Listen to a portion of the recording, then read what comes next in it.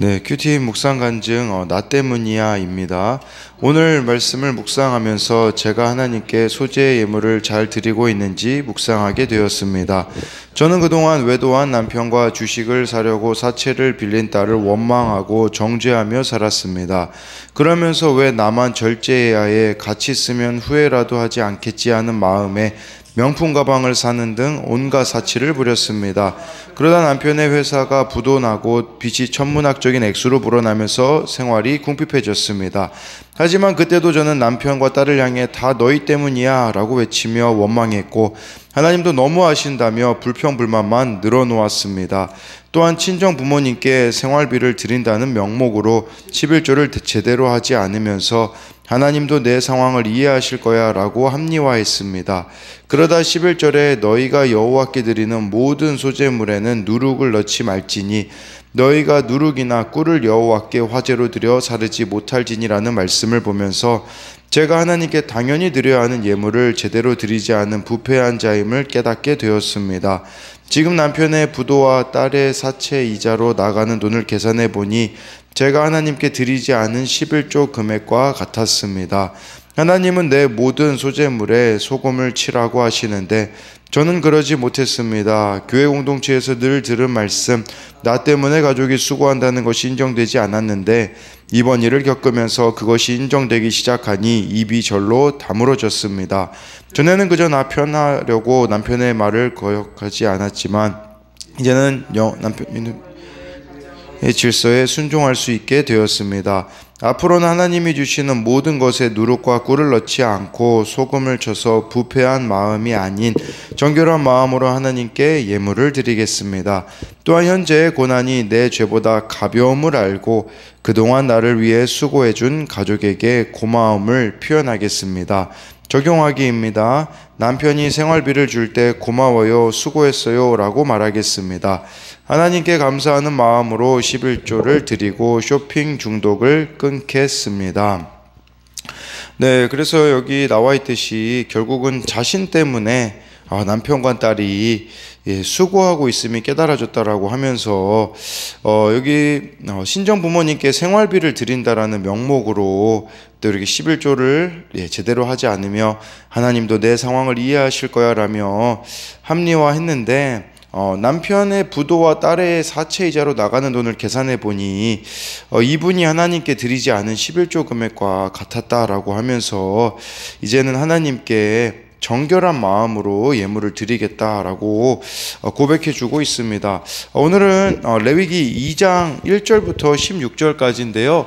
소재입니다. 이 소재는요, 곡식으로도 하나님께 예물을 드릴 수 있었습니다. 그래서 1절에 보면요, 누구든지 소재의 예물을 여호와께 드리려거든 고운 가루로 예물을 삼아 그 위에 기름을 붓고 또 그 위에 유향을 놓아라고 해가지고요, 소재는 드려진 거, 선물이란 뜻이 있습니다. 그래서 곡식으로도 하나님 앞에 제사를 드릴 수 있었고, 그리고요 랍비들의 전통에 의하면요 가난한 사람들의 번제라고도 여겨졌습니다. 그래서요, 어제 번제요, 그 비둘기, 가장 가난한 사람이 비둘기 드리지 않았습니까? 비둘기 살 돈도 없는 사람은 소재로도 드릴 수 있었습니다. 그렇기 때문에 이렇게 소재 또 예물이 그러니까 지금 레위기를 통해서 우리가 알 수 있는 것은 가난이 하나님께 나아오는 데는 아무런 걸림도 지장도 되지 않는다라는 것을 확인해 주고 있는 것입니다. 네, 거기다가 유향을 놓아라고 하고 있는데 기름과 유향을 또 이렇게 첨가하는 것은요, 근본적으로 이 소재가요 기쁨과 즐거움의 성격을 지닌 제사였음을 말씀해 주고 있어요. 또한 소재는요 자신이 수확한 산물로 드리는 예물이라는 점에서 자신에게 주어진 모든 것이 하나님께 왔음을 고백하는 제사라고 할 수가 있습니다.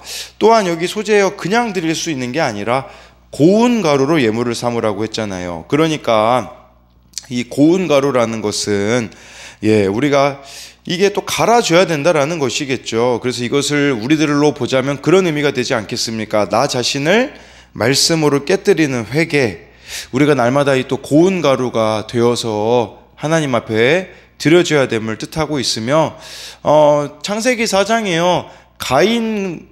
가인이 곡식으로 뭐 제사를 드렸기 때문에 하나님이 안 받으셨다. 그건 말이 안 되는 겁니다. 그렇다면 소제라는 것은 존재할 수가 없는 것이겠죠. 근데 창세기 4장 4절하고 5절에 보면요, 그렇게 나와 있어요. 아벨과 그의 제물, 가인과 그의 제물. 그러니까 제물 때문에 안 받으신 게 아니라 사람 때문에 안 받으신 것임을, 그것을 우리는 봐야 하는 것입니다.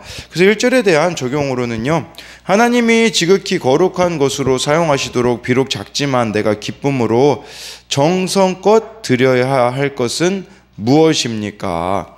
하나님 앞에서 고운 가루처럼 깨지고 부수어야 할 내 고집과 악한 마음은 무엇입니까? 2절 3절 보면요, 아론의 자손 제사장들에게로 가져갈 것이요, 제사장은 그 고른 가루 한 움큼과 기름과 그 모든 유향을 가져다가 기념물로 제단 위에서 불사를 지니 이는 화제라 여호와께 향기로운 냄새니라. 3절에 그 소제물에 남은 것은 아론과 그의 자손에게 돌릴지니 이는 여호와의 화제물 중에 지극히 거룩한 것이니라 라고 해서요, 이것은 아론의 자손 제사장들에게 가져가게 되면요, 한 움큼 기름 유향을 이제 기념물로 불사릅니다. 그리고 이것도 동일하게요, 번제로 하나님께서 어제 말씀을 받으셨을 때 여호와께 향기로운 냄새라고 했잖아요.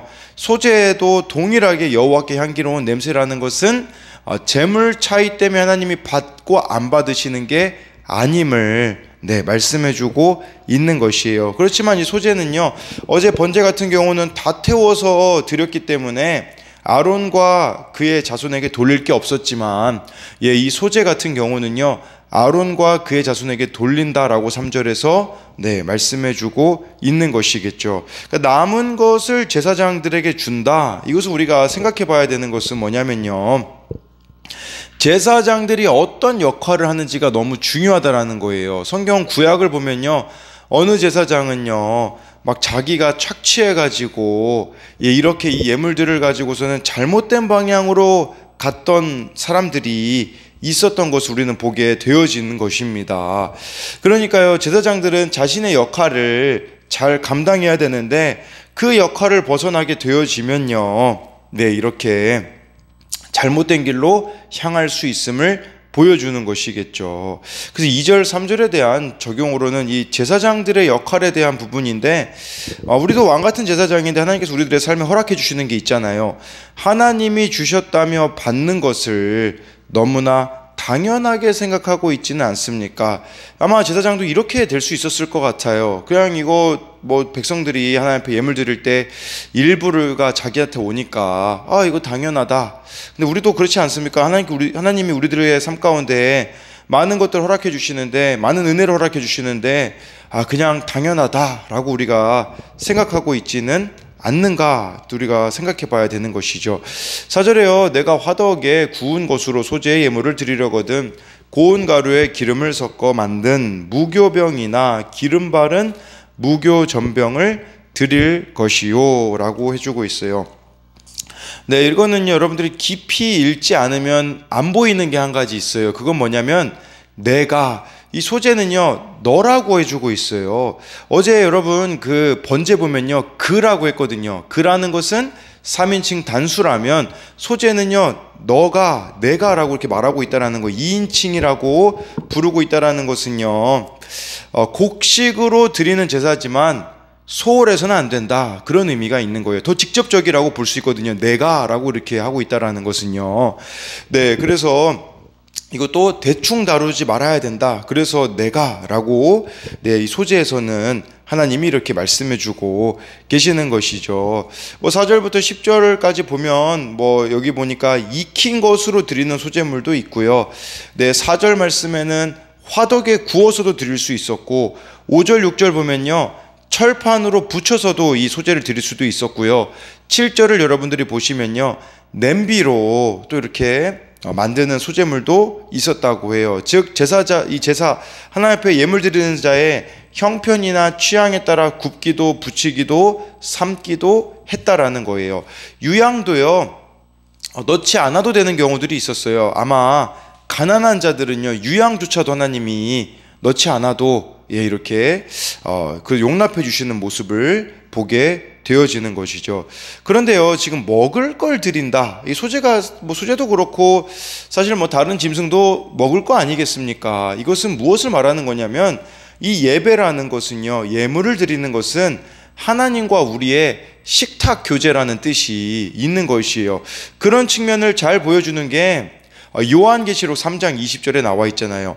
볼지어다 내가 문 밖에 서서 두드리노니 누구든지 내 음성을 듣고 문을 열면 내가 그에게로 들어가 그와 더불어 먹고 그는 나와 더불어 먹으리라. 쉽게 말하면요, 예수님께서 그렇게 말씀하시는 거예요. 마음 문을 좀 열어라. 너와 나와 식탁 교제하자. 우리 예수님이 이렇게 말씀해 주시는 거죠. 그러니까 여러분, 식탁이라는 것은 사실 평범한 일상이 아니겠습니까? 하나님이 우리에게 원하시는 거 다른 거 아닙니다. 우리가 평범한 일상의 식탁 교제하듯이 정말 주님과 친밀한 교제 가운데 살아가는 거, 그게 전부라는 것을 보여주는 것을 뜻하는 것입니다. 5절부터 10절은 따로 이렇게 설명드릴 건 없을 것 같고요. 그런데 이거 11절에 대한 내용으로 넘어가겠습니다. 너희가 여호와께 드리는 모든 소제물에는 누룩을 넣지 말지니 너희가 누룩이나 꿀을 여호와께 화제로 드려 사르지 못할지니라.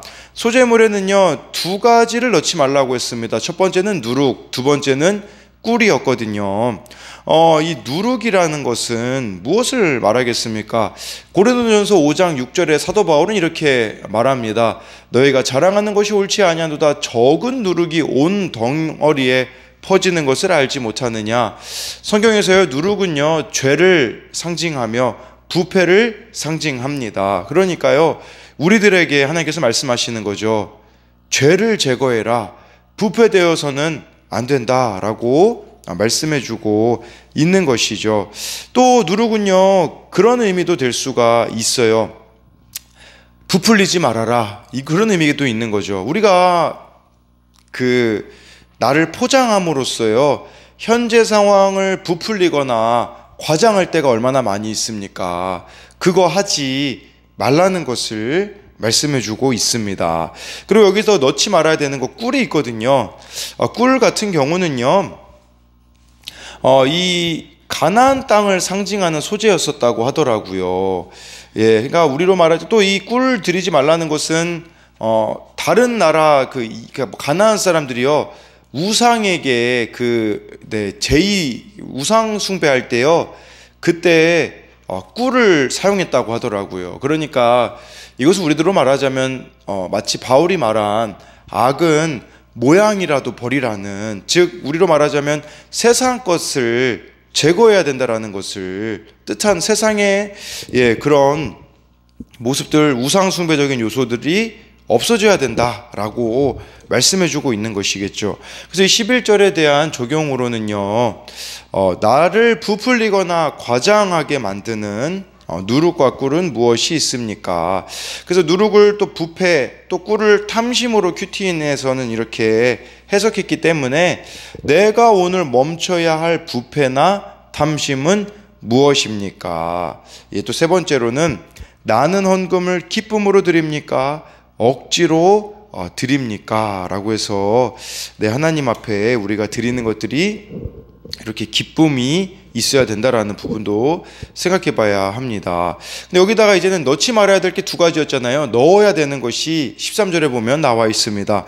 내 모든 소재물에 소금을 치라. 내 하나님의 언약의 소금을 내 소재에 빼지 못할지니 내 모든 예물에 소금을 드릴지니라.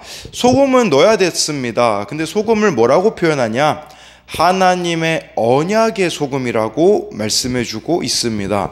그러니까 이 언약의 소금, 변치 않음을 뜻하는 겁니다. 우리들로 말하자면요, 하나님 앞에 한결같아야 된다라는 의미예요. 부패되지 말아야 되고요, 이렇게 탐심을 제거해야 되고 그런 의미가 있는 것이겠죠.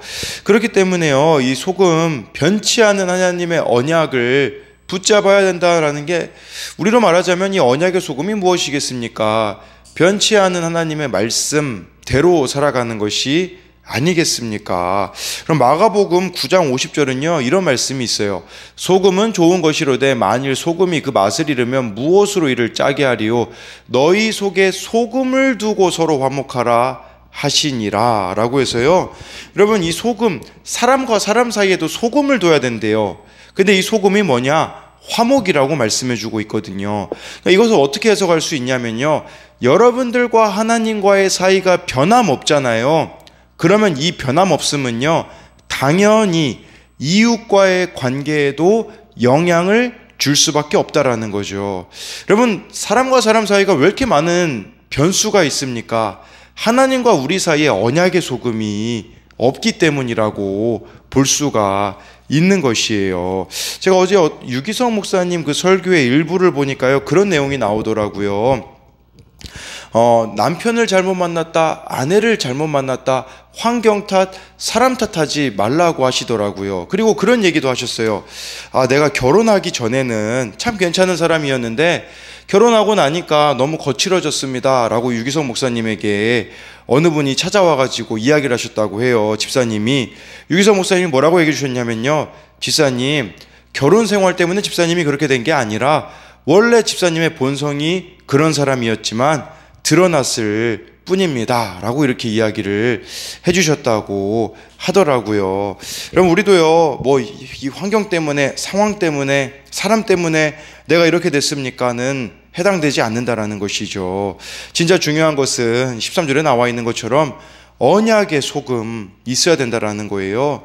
여러분, 잘 성품으로 포장했다가 드러났을 뿐이라는 것이겠죠. 그렇기 때문에 이 말씀 앞에서 정말 나의 이런 죄인됨을 발견함으로써 그 변화는 이 마가복음 9장 50절 이웃의 변화로까지 이어지게 된다라는 것을 기억해야 합니다.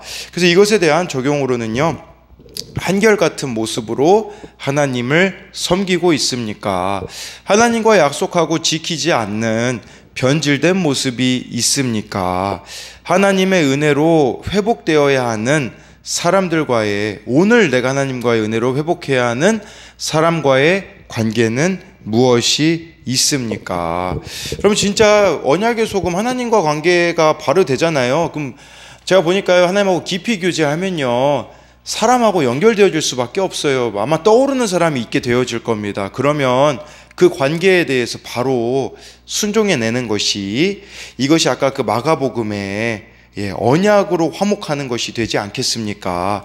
마지막으로 14절부터 16절까지 보면요, 너는 첫 이삭의 소재를 여호와께 드리거든 첫 이삭을 볶아 찌은 것으로 내 소재를 삼되 15절에 내 위에 기름을 붓고 그 위에 유향을 더할지니 이는 소재니라. 16절에 제사장은 찌은 곡식과 기름을 모든 유향과 함께 기념물로 불사를 지니 이는 여호와께 드리는 화제니라. 이 소재요, 첫 이삭의 소재를 또 하나님께 드릴 수 있었대요.